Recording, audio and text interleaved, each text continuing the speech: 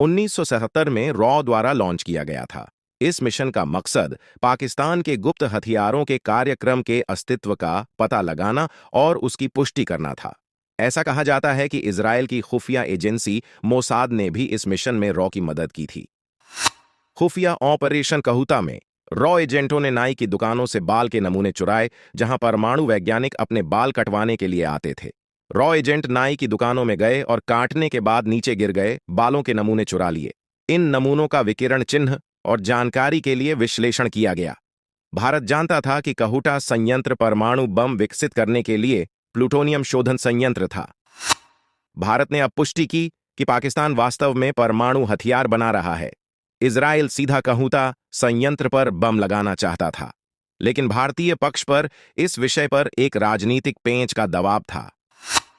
Israeli Mossad भी परमाणु हथियार हासिल करने वाले पाकिस्तान के बारे में असुरक्षित था।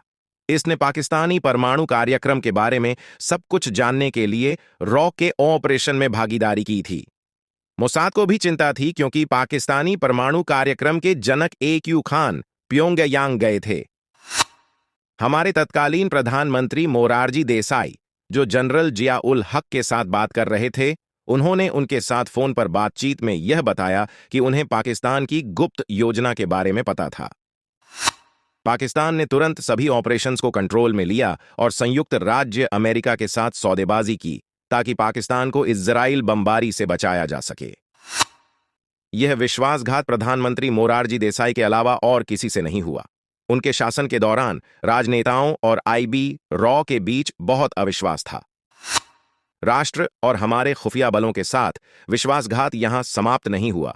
इससे भी बुरा समय अभी आना था। जिया उल हक के साथ अनौपचारिक बातचीत में मोरारजी देसाई ने पाकिस्तान में रॉ नेटवर्क के विवरणों का खुलासा किया और इस बात की भी पुष्टि की कि भारत कहूता में होने वाले संवर्धन से अवगत था। आगे जो हुआ वह भयानक था। पाकिस्तान ने अपनी जमीन पर रॉ के बहादुर लोगों का शिकार किया, जिनमें से कई को बेरहमी से मार डाला गया।